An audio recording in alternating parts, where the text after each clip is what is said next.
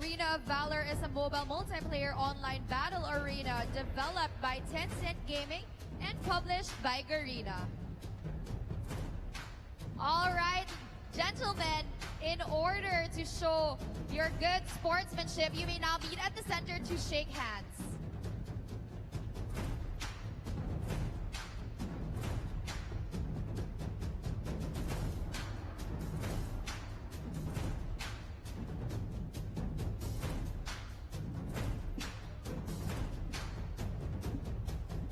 Thank you, Malaysia and Vietnam. You may now proceed to your respective booths, and let's begin another round for Arena of Valor. And there you go, introductions to our players for each country, Vietnam and Malaysia. I'm pretty sure they're both ready. And I don't know, might this be a 2-0 or a 2-1 score, just like what we've seen a while ago in our first series for today? I doubt that either team will be willing to go 2-0 here, whether it be in their favor or in their opponents. Right. But real quick, these teams are they're no strangers to each other.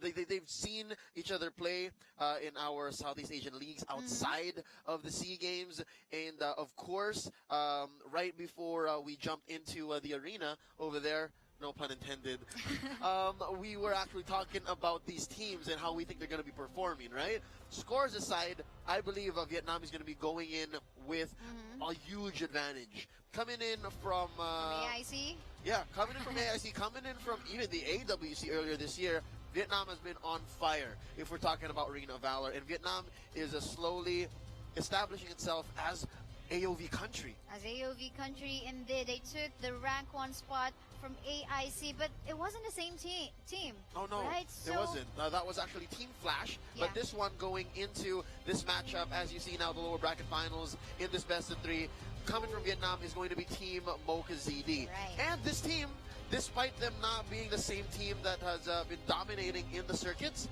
has gone 4-3 against our world champions. So they've gone the extra mile. They've gone to, let's say, the 11th hour against the world champions, Team Flash. So again, Mocha ZD here, Team Vietnam, they're not one to be discounted.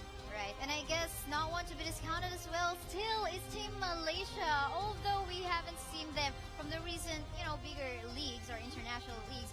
At the same time, probably just like Indonesia, they may pull off something that might be, in turn, a surprise for Team Vietnam. For sure. As you can see here, Team Indonesia, composed mostly of the young men of Ikan Masin. Ikan Masin, plus one member from M8 Hexa, which is Chan Rio. Yeah, which here we see now the lineup of Team Vietnam, who we talked about earlier. You got Do Hyun, Nguyen Phuong, Vu Huang Ding, Nguyen, and Vuong.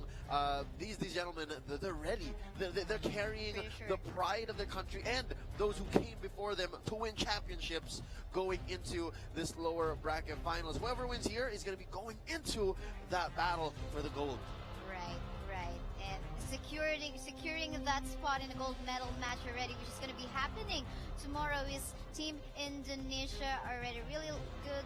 A lot of good contenders. Meanwhile, let's have a quick rundown of the player lineup for Team Malaysia. We have Hong Xin Cham, Chong Guan Chan, Karsek Sengkok, Yong Leong Lu, and Dong Tai. So as you can see here, it seems like Chan Rio is not going to be playing, which is the player coming from M8 Texas. So this is going to be an all Ika Masin lineup, which I believe will go towards their success, maybe just a little bit more. There's more synergy there. They spent a little more time together, and they're used to each other's calls. Right. So we're basically just the same as Mocha ZD Esports, which is representing Team Vietnam right now. So it's going to be a very interesting battle.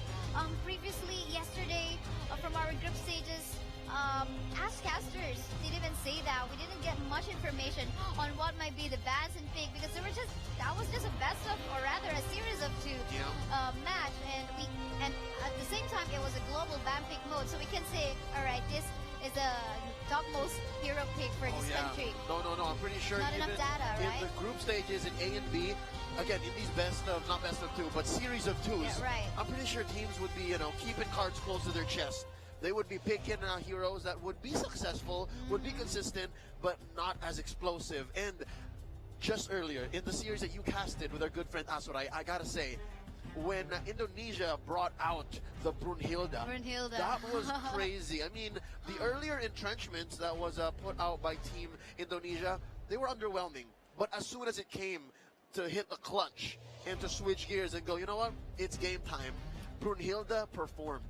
Yeah, perform, and at the same time, I think it what contributed as well into the result of the first series that we've watched and casted today was the misplays of Team Thailand, like what we were talking about a while ago off stream and off cam. You know, they were very aggressive. They were so hungry for securing a win, but unfortunately, you know, probably again misplays can happen. Yeah.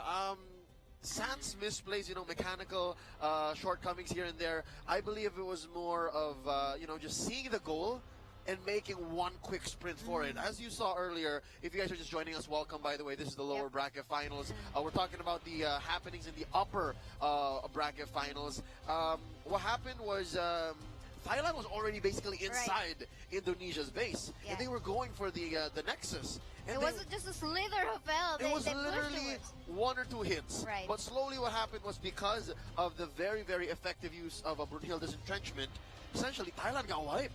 I think anyway that was the only option. Go for your ultimate right after you go back alive and clear off the minion waves as fast as you can. I'm pretty sure Indonesia probably didn't expect that to happen. Probably were thinking, oh, this is going to be the end. But this is just one proof that for as long as the base is there, you can't just lose hope. And essentially what we can say about that is maybe one, Indonesia is used to such Hail Mary plays.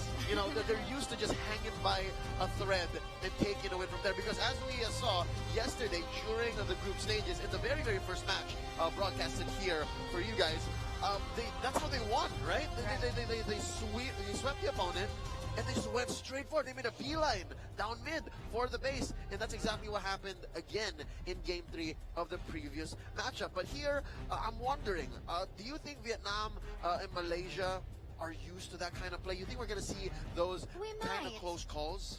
We might. Why not? I mean, a lot of things can happen. You know, we can say just one strategy being pulled off by one team. I'm pretty sure it's gonna be situational, as always. It's gonna be very situational. And at the same time, maybe I just would like to point out, from yesterday's group stages, a lot of cheesy picks was seen on the side of Team Malaysia. Them picking up, you know, unusual, like support like Pura or Pena. And at the same time, Alice as well. Although we did see some Alice from AIC, them pulling it off and working it, making it work so well from yesterday. You know, it's either that's really their strategy, or probably they might be hiding something. And I think that's exactly what's happening. I'll agree with you. I think it's the latter. They're hiding. They're using these, let's say, tier 2 or compromised picks. They just want to be able to perform. And if they're able to, you know, make the calculated risk, they're able to guess. You know what? Alice can work out here. Pena can work out here. Maybe we can even, like, force a Marja or even put, let's say, an Illumia in mid. Maybe we can make it work, and that's exactly all they needed to do to be able to make it into the finals of their upper and lower brackets. Well, ladies and gentlemen, as we're discussing these potential bans picks and strategies going into the lower bracket finals, we are going to have to call for a quick break. We will be back, so don't go anywhere from the caster's desk. My name is Leo. And I'm Keisaya. Don't go anywhere. We'll be right back.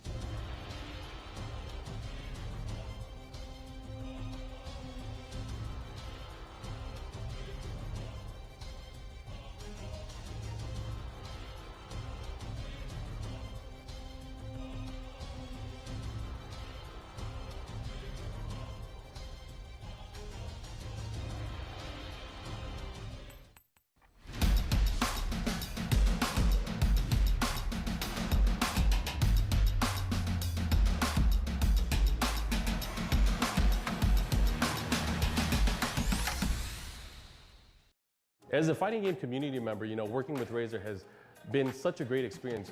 We were working on arcade sticks for the longest time. We had the Aatrox, we had the Panthera, and then the Panthera Evo. But there was a segment of a controllers that we really didn't have, and that was the fighting game pad. The fight pad essentially is something that I think has a lot of potential, especially for newer fighting games. And seeing that there's a need for that into the market, I think Razer has finally stepped up and kind of met that demand. Fight pad really gets the best of both worlds. In this particular product, you have the classic arcade style layout with the 6 buttons. You also have the tactile responsive D-pad, and just so much more and so much more care that goes above and beyond what you would have from your standard controller. And I think that's the beauty of the Ryan.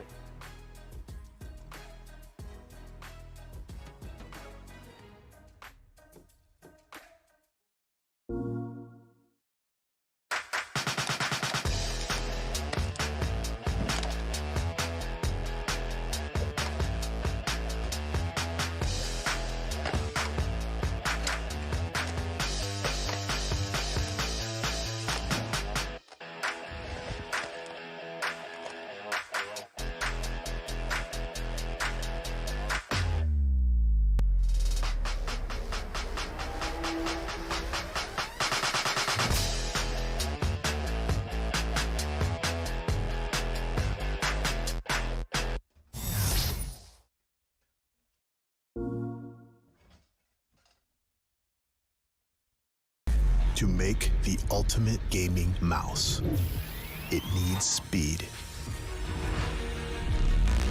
and stability.